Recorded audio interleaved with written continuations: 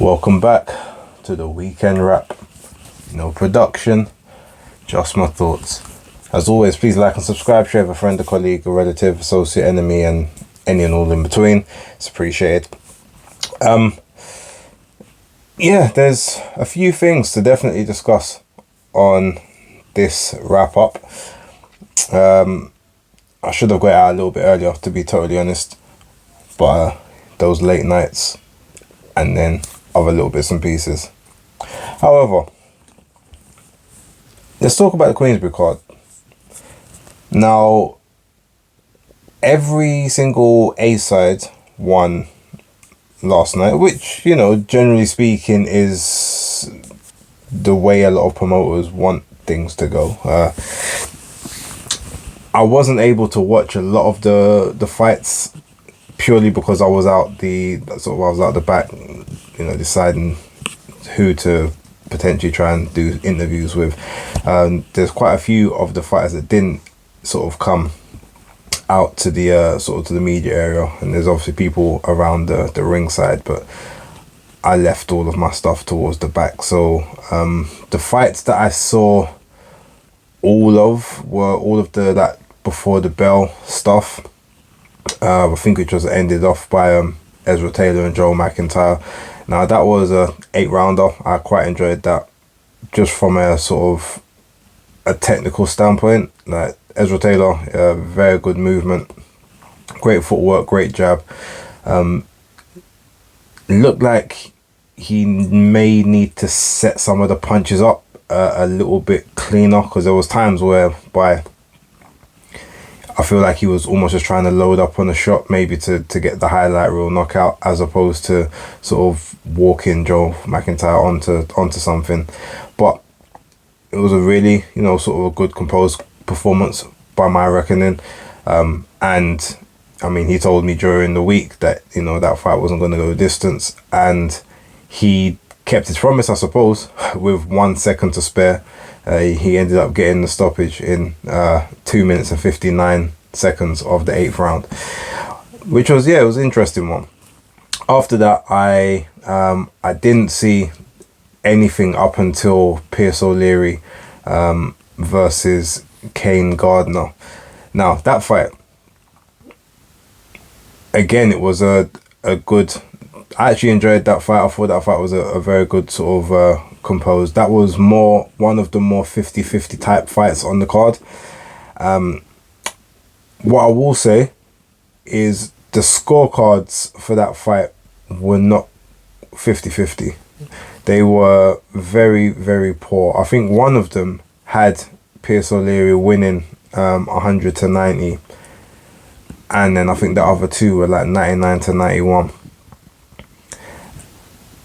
And if you watch the fight, it's funny, right? Because I spoke to Kane Gardner a little bit after that event, and basically I said to him, look, them scorecards were terrible. He goes to me, look, I was never gonna win tonight. Even if I won, I was never gonna win. It's basically what he said. But he said, look, he did beat me. I'm not even gonna cap. But you're gonna tell me that I didn't win any of those rounds? And yeah, it's that was really, really bad. And the thing is, it took away from what was a very good fight. It was probably the best fight on the card in terms of like competitiveness, in terms of entertainment. Like, it was probably the best fight. And so for it to obviously have that kind of, you know, home cooking, so to speak, it just kind of marred it. I watched the very brief Moses Atalma, and I think his name is Bichetta. I watched that. I mean, you know, Moses, really quick hands. He did what he had to do, because there's not really much to talk about there. Anthony Yard. To be fair, when he came out, I went out to ringside initially, but then I said to myself, you know, I don't even need to really record the footage of this, because I already know what's going to happen. And to be totally fair, and to you know, to kind of give some leeway for this one, it was an extremely last minute replacement. My issue is that the original fight prior to this, before obviously the the pullout, was a substandard opponent for where you're supposed to be in terms of fight level. As I had said before, like almost everyone says Anthony Yard is world level, world class, or like up at the top of the division. But the fight you have after your championship bout is against the guy who is the reigning English champion, which is 4 levels below world. So we're not even talking British level, we're talking English level. So only good enough to compete with people in England, as opposed to Scotland, Northern Ireland, Wales, etc. It's like, really, that's the best you could do? Like, let's be real, Ricky Summers is like 1 step removed from Southern area, and that's who you was going in there with. So again, initially that just wasn't good enough, and it gets to a point where I almost don't want to ask certain questions anymore, because it's almost like, well, if they aren't caring about it, then why should I? The one thing I did see of that performance that still concerns me a little bit, and maybe this because a lot of the time Anthony Yard preferred to almost be a bit of a back foot fighter. He wanted to walk people onto shots and like counter punch as opposed to seek and destroy. But what's his record now? I think he's 23-3 now. So in 26 fights, could be 27, but I'm going to say 26, you still don't know how to cut the ring off. Like, you basically just follow your opponent around the ring whenever they're backing off, rather than stepping across, cutting off their angle, boxing them in and doing your damage. Now, maybe you don't actually need to cut the ring off on these kind of guys, because I guess you're getting to them anyway.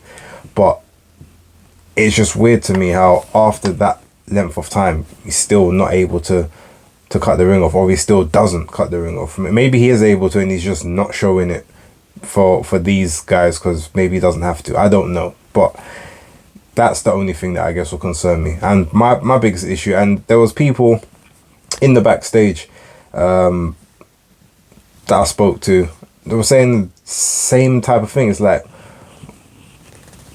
we just want to know where we rate you, because cool, if you're a world level fighter, if you're a world class fighter, like, prove that. As I said before, Daniel Blender dos Santos was free and available, and he's eligible to fight for a vacant European. You might think you're above the European level, cool, but it's a belt you've never held, the same as you've never held the British. Like, these are fights that you could have fought that guy and then become the British champ as your comeback. I mean, the European champ. So you could have become the European champ as your comeback, the legit EBU title, and then say, all right, cool, that was my get back. That's what I do when I take a loss from those elite man. I come back and clean up Europe, so that I'm still in and around, and then you go and find the next step above that. But okay, comeback fight against whatever, cool, last minute replacement. Or is it Jorge Silva? We give that one a grace. But moving forward, we can't have any. There's no more grace periods. Whether you go up to the top level and you lose or whatever, there's no more of that. There's no more accepting. Oh well, let him have an introduction, let him have a gimme back. We can't do it, because we got to hold you to the same standards we're holding everyone else to, because none of the others is getting away with that. Not from me anyway. I don't know about other people, I'm just talking about myself personally. Anyway, leave that there. Let's talk about the main event. So, as you guys know, numerous times I've spoken about this dream I had before the first fight between Joyce and ZHANGED Out. And in that dream, I had Gillet knocking Joyce down in the second round and knocking him down in the fourth. But Joyce did get up both times in that dream.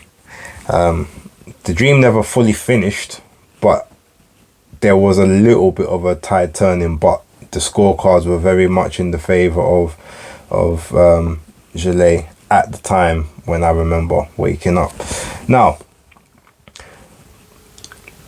in the first fight, he got very badly hurt in the second round and very badly hurt in the fourth. So, okay, I thought, okay, that's interesting. Obviously, the eye closed, but he was on his feet. He was doing work. A lot of people feel like, Zhalet was slowing down, whereas I just looked at it as he was just being more economic because he's already done the damage. So, okay, if I'm doing the damage, let me conserve some energy, pick the right spots, and get to work. That's how I perceived it. A lot of people he's slowing down, he's aging, he's blowing the gas tank. Okay, cool. So now we get to the issue. Eye gets closed. Everyone talks about, he came in too light. As I then said, well, he was only 2 pounds lighter than he was when he fought Daniel Dubois, who most people would have said was his best performance. To me, I think that was his best performance. I think that performance was actually better than the performance he had against Joseph Parker. Joseph Parker was just, I guess, a bigger name. And he was more mobile in that performance. He, was more switched on. The jab, the thudding jab was just pumping out harder compared to the Parker fight. All of that to me just looked a much more composed and switched on Joyce. You get to the Parker fight, and the Parker fight, it was good in terms of work rate. He was walking through a lot of Parker shots. He was riding a couple as well, but he wasn't as fleet-footed or as nimble in that fight. He still managed to get to the target because he knows how to use his frame. But that was a good performance. But I thought the Dubois performance was better. So he comes in and around that weight. And then people are like, he was way too light. All he's got to do now. People like Sam Jones. You just got to put on some size, get back into those 270s, just become that wrecking ball, that juggernaut that we all know and love, and I promise you he's gonna beat this guy. It's like these people ain't never watched boxing before. Alright, so if when you were quote unquote lighter and you were still unable to get out of the way of these shots, especially when every time you throw a shot, his natural reaction when he throws that jab is to dip his head to the right hand side. Like, that's him taking his head off center line. So he throws that jab and moves and dips to the side. That's the natural reaction. So going into his head is literally always going into the arc of that southpaw backhand.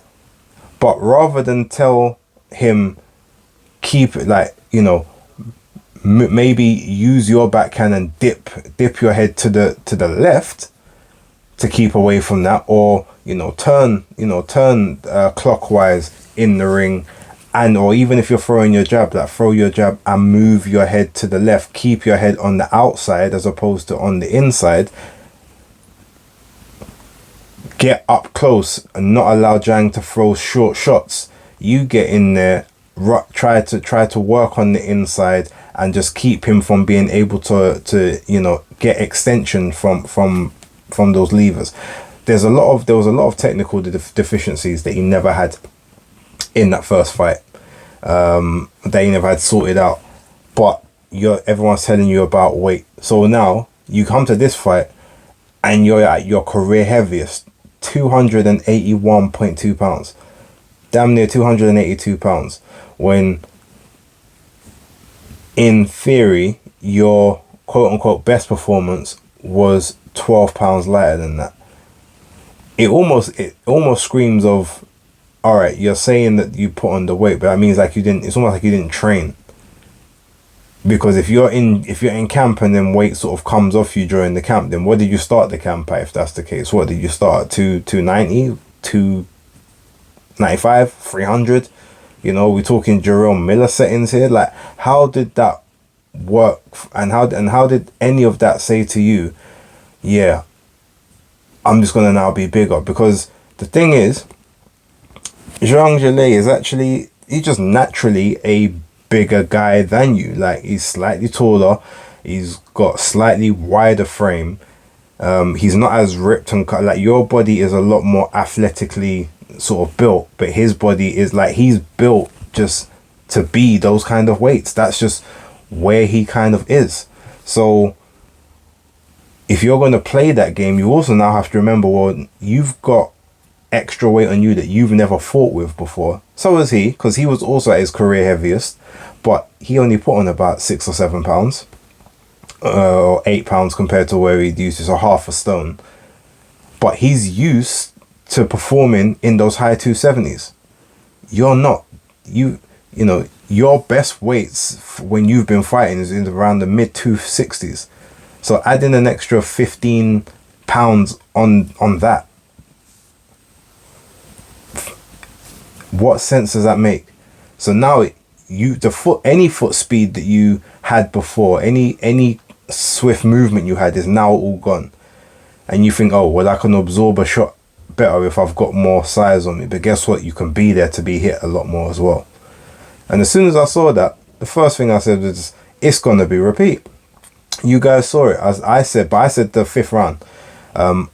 I think I said also that it could be earlier, but my prediction was a 5th round, and I said it will be a conclusive knockout. It's not going to be any eye or the ref's going to jump in and wave it off. No, he's going to get slept. And unfortunately, that's what happened. Now, that's all talking about what Joyce did wrong, or his mentality and the people that was around him. And it's like, I'm going to get to, you know, Zhang in a moment, because you can tell that guy is a really good heavyweight. I'll get to him in a second, but I just want to have a bit more of a rant on these people that are around Joe Joyce. Now, no doubt it was his management who told him, no, you need to take that rematch because that's the only way to the title. No. I guarantee you, had he of not taken the rematch and just had another fight, he still could have got a fight with Tyson Fury. Or maybe even if he had taken a fight with Filip Hrgović, he could have then done that, maybe gone the IBF route and got another shot towards Usyk. But I'm sure Queensbury, you know, obviously you're not going to have Fury go in there with Dubois, but you can have, but when you say, oh, well, his eye closed up, cool, you can run that narrative and you can get a voluntary shot against Tyson Fury. That would be fairly simple, and I'm pretty sure Tyson Fury would have been quite happy to make that fight at that point, because he sees, oh, well, there's chinks in the armor.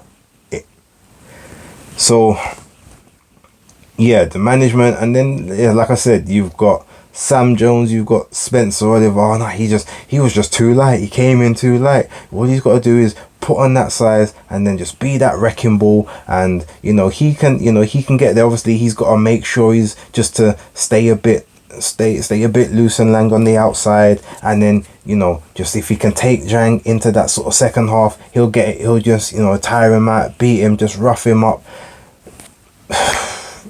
These are people that are, well, not Sam Jones, but Spencer Oliver's boxed. Like, he's supposed to know boxing, yet every time I hear him talk, it's like I'm listening to one of the guys down at the pub. At this point, I don't understand how he's still got a job, like giving analysis. Anyway, let me get off of that. So let's talk about Zhang a little bit. Now, I had the pleasure of talking to his trainer and him earlier on this week at the press conference. Obviously, I spoke with Sean George. He told me, look, every time Zhang Zhilei goes out, you see something different. He shows something different. He's, and at this point, he's proven that the whole Jerry Forrest thing, it's about time people stop talking about that, because as was been stated numerous times after that, there was a medical issue that took place. He suffered kidney failure while in the fight. that's just happened. So yes, okay, you could say he looked like he died in the ring, no energy. Yeah, the kidney shut down, he could barely move. So the fact that he even survived the fight, his natural fight and survival instincts kicked in, like, should tell you that this guy is a problem, because there's a lot of fighters that would have not been able to survive and take those punches and still carry on and make it to the end of the fight. His movement, even though he's very sort of, it's weird. Like his feet are almost, they are quite slow and ponderous, but it's almost like he lulls you into a sense of security. It's like, like when you have those spiders and they don't move that fast, but and then you turn and also next time you see them, they're a bit closer. You turn back, they're a bit closer, and you don't. But it's not a pace that you're used to, but somehow they're just always a bit closer to you than they were the last time. That's kind of how he is. It's like you don't really realize until boom, he's in range, and then at that point it's too late, because his hands, for a guy the size he is, incredibly quick hands. And if you look, they was talking about, they had S&C coaches and everything like that, and he's worked on strength and conditioning. You could see his back, the top of his shoulders, like they were defined like they've never been defined before. So he's been working on those back muscles, like that delivery system. So the snap that he was putting on those punches, it wasn't just sort of that sharp quick recoil. It looked like they were properly driving through. And yeah, he set up punches quite nicely. And even in the round, so in the third round where he brutally KOs Joe Joyce, you can see he actually, about 20 seconds before when he lands that right hook, you could see him actually in the ring practicing the maneuver, throwing the straight left out and then coming with the right. But he obviously doesn't do the full motion, but you see him, it's almost like he's practiced it. In one of the rounds prior, he did a similar thing. Okay, throw it out and then try to come with the right hook, and just see what the reaction is from Joe Joyce. And it's weird, Joe Joyce looked like he's almost slipped this backhand a little bit, almost like he's now tried to come and do a pull counter, but number one, he was too slow to it. His arms weren't in the right position, and yeah, there was just that recoil and that that torque that Zhang got into that right hand. Yeah, there's no one in the heavyweight division, past or present, that was staying on their feet. Whether they got up or not is a different story, because credit to Joe Joyce, he did try to get up, and even though he was on the knee when the 9 went on, like you could tell he was on the knee because he was unsteady. As he even got to a knee, you saw his whole body wobble, and it's like he's tried to compose himself, and he's got up just as the 10 count has kind of come. But it's not did he refuse to make the count? No, that guy visibly didn't know what had happened at that moment, and you could see it. So yeah, Zhang Zhilei has now put himself in the window. He is undoubtedly top 5. Some might say top 4, some might even say top 3 at this point. I mean, I'd have to think about it. I don't want to do the reactionary thing, but everything that the team said throughout the week, they meant, they believed, and yeah, ultimately they were vindicated to do so. So I guess congrats to them. Moving over to the Matchroom card in Florida, Orlando, Florida, real quick. So Ammo Williams versus Steve Rolls. That was a very good fight, and that was a very good learning fight for Ammo Williams. I feel like he's gonna get a lot of experience from that particular fight. I won't talk too much about it, but the scorecards read, I think, 97-93, which was about right. I had it similar, that 97, 93, 96, 94. It was one of those fights. I was kind of watching it on the drive home, so I wasn't giving it my full attention, for obvious reasons. But that's kind of the impression I got when I was watching. But yeah, Amar Williams had to fight on the back foot a little bit, you know, especially second half of the fight. Steve Rolls was actually pushing him back, was punching in between his punches. So that definitely stands him in good stead moving forward, and I'm interested to see his next go around. Now, if we talk about the unified welterweight title fight between Jessica McCaskill and Sandy Ryan, it's not often that we use the word robbery, but what I will say is I think the decision of that fight was very, very disgusting. Now, what I need to do before in my immediate emotion, I watched it once. Again, I wasn't able to give it my full attention because I just made it home as sort of the fight was kind of starting. So I didn't analyze every single second of, especially like the first 3 rounds. But everything after that I did. So what I want to do is go back, watch it again, and give a definitive take on Tuesday when the breakdown happens. But from what I saw in that fight, yeah, there was some very competitive rounds, but that was a clear unanimous decision for Sandy Ryan from what I saw. So for it to be a split decision draw, that seemed very, very bad. But again, I don't want to jump off a cliff here. I know everyone on social media is in unison in this one, that no, there's no way that, you know, especially that 97-93 card for Jessica McCaskill, like, I think even if I watch it back over critically, I still won't get to that scorecard. Like, I don't know where that came from, quite frankly, but I want to watch it back before I sort of give a definitive take. So again, if you want to see that, go break down on Tuesday and we'll talk about it. But yeah, very, very, very sad for Sandy Ryan. To me, she should be unified champion now with 3 belts. But hey, do you know what? They've said that they'll run it back. And if that's the case, maybe the second fight would either be more conclusive or even a better fight. So we'll wait and see. The return of Conor Benn. Now, I wasn't actually really going to say too much about this because more for me, I thought that it wasn't going to go more than maybe 4 or 5 rounds. It ended up going all 10. Like I said before, I had seen Rodolfo Orozco and I'd heard that, you know, he's a tough guy. And obviously, we know that the general consensus is these Mexican fighters are very tough, durable, don't often get stopped, especially by British fighters.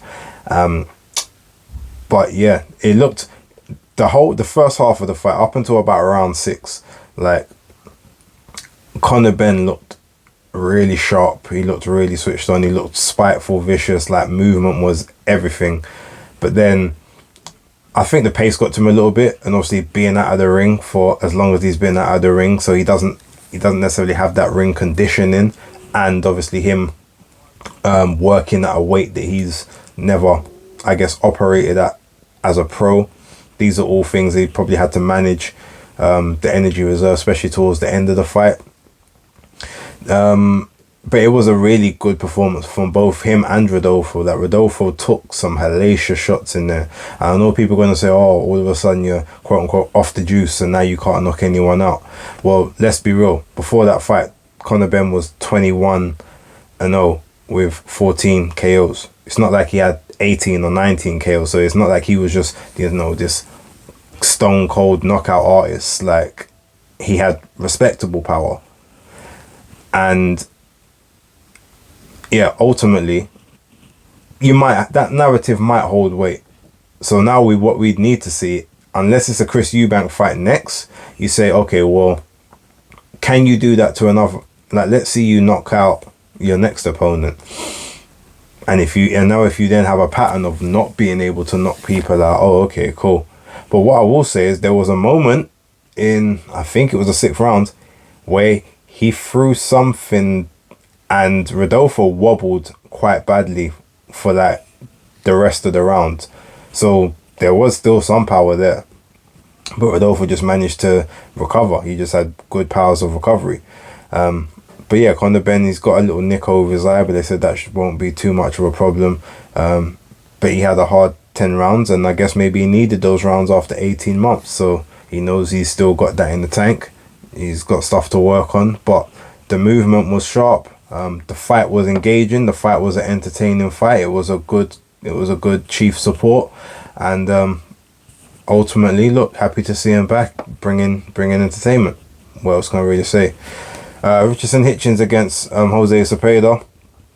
This was an almost effortless performance from Hitchens. First round was probably the only one I reckon you maybe could give Cepeda, because Hitchens wasn't doing a huge amount. He was sort of fighting on the back foot. He never pressed the action throughout anywhere in the fight. Unfortunately, it was kind of a bit 1-2 paced, but he was composed. He barely got hit, as I said would be the case, and he won that fight very, very comfortably, and obviously has just shown that he, as an actual boxer, is, and a very accomplished and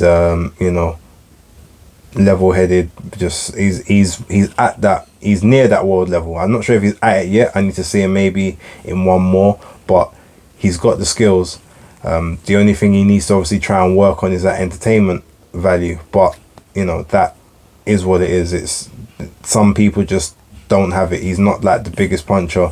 So if he's essentially like, Devin Haney 2.0, or even the maybe a Shakur Stevenson, where it's not going to be knockouts all the time. You might have to go the points, but it's just going to be comfortable victories. The marketability might not be there as such, but the skills and the talent is, and there's definitely titles in his future, in my opinion. But we will wait and see. Look, I'm gonna leave it there, because I had my little rants in this video. It probably went longer than I wanted it to. Thank you very much for watching. Leave all your thoughts and comments down below. More stuff to come during the week, and I will catch you on the next one. But for right now, thank you for watching. Peace.